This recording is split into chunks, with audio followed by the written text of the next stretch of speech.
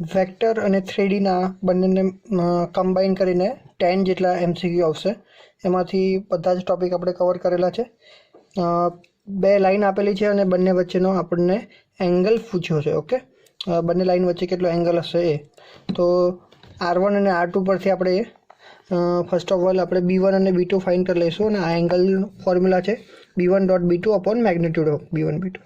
તો અહીંયા છે આ B1 હશે અને આ B2 થશે. ઓકે, તો અહીંયા બંનેનો ડોટ પ્રોડક્ટ અને બંનેનું મેગ્નિટ્યુડ. ઓકે, 6 2 12, 3 1 3 એન્ડ 2 2 4 અને અંડર રૂટ ઓફમાં સ્ક્વેર કરશું તો 9 અને √3 49 તો 7. આ બધાનો પ્લસ થશે 19/21. ઓકે, તો આપણો આન્સર હશે cos ઇન્વર્સ 19/21. પણ ઓપ્શનમાં સાઇનવાળા ફોર્મમાં છે તો સાઇનમાં આપણે પાયથાગોરસ યુઝ કરીને આ રીતે ટ્રાયંગલ બનાવીને કરશો તો સાઇન ઇન્વર્સ 4√5/21. ઓકે, આ બંનેમાંથી જે ઓપ્શન હશે એ આપણો કરેક્ટ આન્સર થશે. ત્યારબાદ બીજો ટોપિક લીધેલો છે, એક કાર્ટેશિયન ફોર્મમાં ઇક્વેશન આપેલું છે અને એને વેક્ટર ફોર્મમાં કન્વર્ટ કરવાનું. એવી રીતે વેક્ટર ફોર્મમાં આપેલું હોય તો કાર્ટેશિયનમાં કન્વર્ટ કરવાનું. તો બંનેનું જનરલ ફોર્મ તમે યાદ રાખશો એટલે થઈ જશે. ઓકે, અહીંયા તમે જોઈ શકો છો આપણને કાર્ટેશિયન ફોર્મમાં આપેલું છે. વેક્ટર ફોર્મનું જનરલ ફોર્મ આ છે, R = A + λb. એ હશે પોઈન્ટ જેમાંથી લાઇન પાસ થાય છે અને બી હશે એની ડાયરેક્શન. ઓકે, તો અહીંયા નીચે જે આપેલું હોય છે એની ડાયરેક્શન હોય છે અને જે એક્સ માઇનસ કરીને જે હશે વાય માઇનસ અને ઝેડ માઇનસ કરીને એ પોઈન્ટ. તો અહીંયા 2 3 અને અહીંયા ઝેડ પ્લસ એટલે ઝેડ -4 લઈશું. ઓકે, તો 2 3 અને -4 પોઈન્ટ થશે જેમાંથી લાઇન પાસ થાય છે અને નીચે જે દેખાય છે -4 -2 અને 0 એની થશે ડાયરેક્શન. તો આ થઈ ગયું આપણું vector form. Okay, A + λb. ત્યારબાદ પણ એક ઇમ્પોર્ટન્ટ ક્વેશ્ચન છે કે બે પોઈન્ટ આપેલા છે A અને B and then equation of line passing through point A and perpendicular to line AB. ABને જે ABમાંથી જે લાઇન છે એને પરપેન્ડિક્યુલર એક એવી લાઇન ફાઇન્ડ કરવાની છે કે જે એ પોઈન્ટમાંથી પાસ થાય.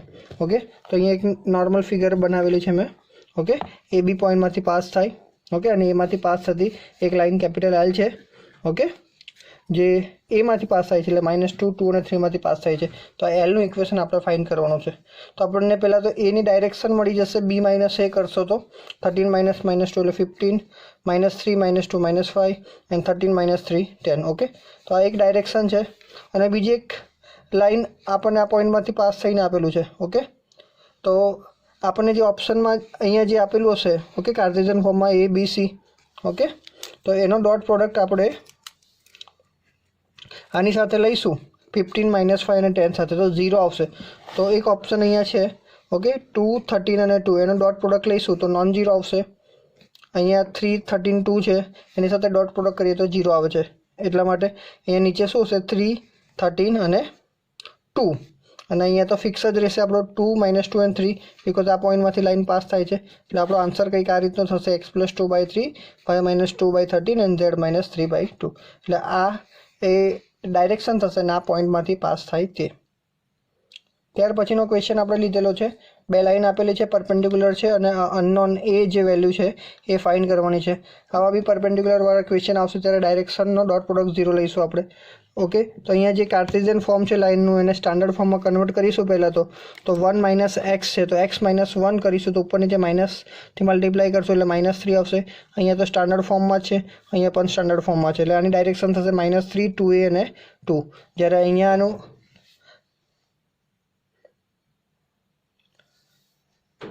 આનું સ્ટાન્ડર્ડ ફોર્મ થશે 3a 1 અને 5. તો બંનેનો આપણે ડોટ પ્રોડક્ટ લઈશું. ડોટ પ્રોડક્ટ = 0 કન્સિડર કરીશું તો અહીંયા તમને એક ઇક્વેશન બનશે અને એને સિમ્પ્લિફાય કરશો ત્યારે A = 10/7 મળશે.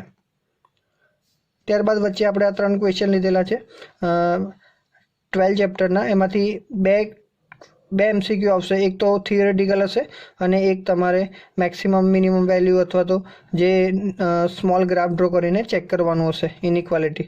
તો feasible solution of LP problems પૂછ્યું હશે તો આન્સર આવશે must satisfied all the problem constraint simultaneously.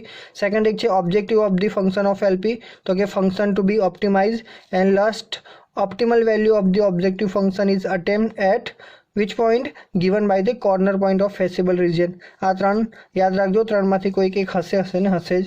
તો ત્યાર પછી આપણે ચેપ્ટર નંબર 10ના થોડા MCQ જોઈશું.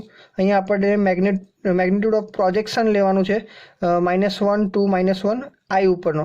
જ્યારે કોઈ બી વસ્તુનો પ્રોજેક્શન લેવાનો હોય ત્યારે જે બે વેક્ટર આપેલા હશે બેનો ડોટ પ્રોડક્ટ અને જેના ઉપર લેવાનું છે મેગ્નિટ્યુડ એ નીચે આવશે.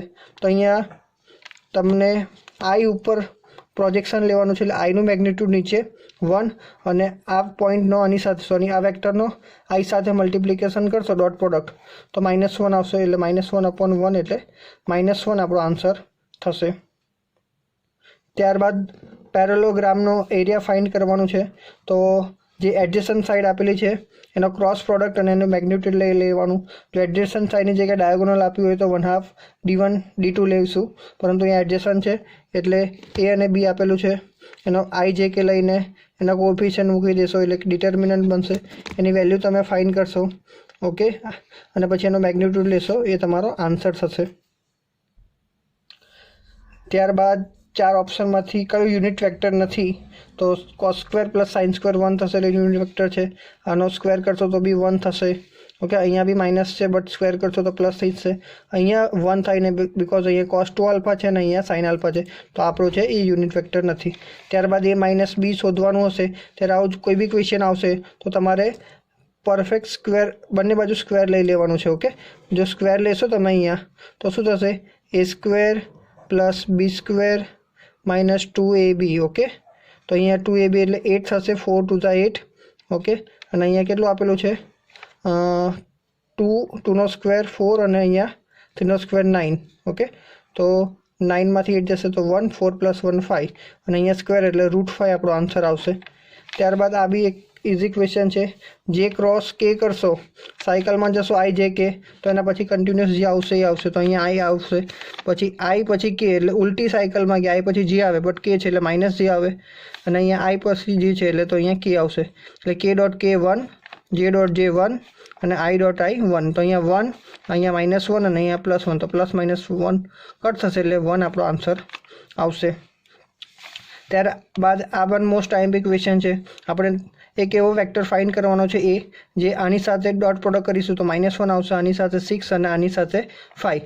તો ઓપ્શનમાંથી ચાલો હું આ પહેલો ઓપ્શન કન્સિડર કરું. આ બંનેનો ડોટ પ્રોડક્ટ લઉં તો 3 3 = 9 અને 5 2 = 10. 9માંથી 10 જશે તો -1, ઓકે. આ રાઈટ છે. આની સાથે ચેક કરીએ, 6 આવે છે, 3 2 = 6, 7 2 = 14, 14માં 7 2 સોરી અહીંયા કે છે ને અહીંયા જે છે તો 0 થશે, ઓકે.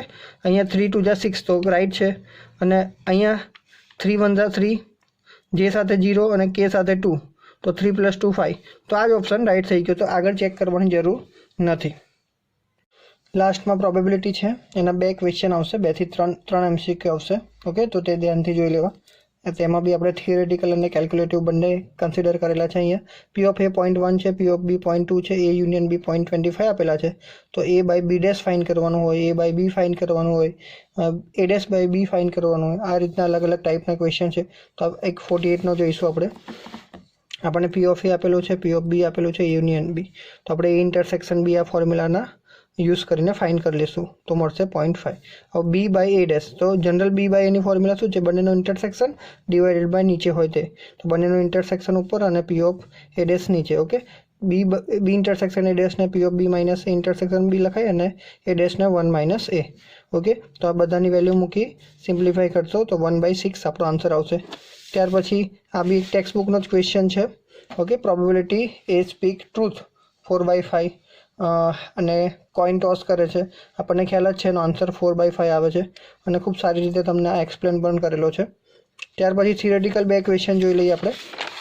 2-3 ક્વેશ્ચન ટેક્સ્ટ બુકના જ છે, પણ ખાસ જોઈને જોજો. આ એક ટેક્સ્ટ બુકનો જ છે. A સબસેટ B હશે, P of B non zero આપેલું છે, તો શું કરેક્ટ થશે? A સબસેટ B છે તો તમને આ રીતને યાદ રખાયું હતું. A અહીંયા સ્મોલર છે, તો A/B A થી ગ્રેટર આવશે. A સબસેટ B છે તો A/B A થી ગ્રેટર આવશે. ત્યાર પછી એક હતો ક્વેશ્ચન B/A 1 આપેલું છે, P of A non zero છે, તો શું થશે? B/A 1 હશે તો A સબસેટ B થશે, ઓકે. A સ્મોલર સેટ થશે. Similarly A/B greater than A હશે તો કયું કરેક્ટ હશે? તો B/A ગ્રેટર ધેન B, हाँ B A by B greater than A है तो B by A greater than B थशे। त्यारबाद एक क्लास थियोरेटिकल है, आ बी टेक्स्ट बुकनो है। P of A P of B minus A and B आपेलू is equal to P of A आपेलू है। तो आमा ए बाई बी नी वेल्यू केटली थाय छे 1 थाय छे। ओके, टेक्स्ट बुकना ज एमसीक्यू है, आ थियोरेटिकल आ तमारे खास जोईने जवा। ओके, बीजा आवा 50 આપણે 60 એક ક્વેશ્ચન જોયા, એમાંથી 20 ઉપર ક્વેશ્ચન તમારી બોર્ડની એક્ઝામમાં દેખાશે એવું લાગે છે। અને બીજા એક આવા ધમાકેદાર 50 મોસ્ટ આઈએમપી ક્વેશ્ચન લઈને કાલે હું ફરી આવી રહ્યો છું। Thank you.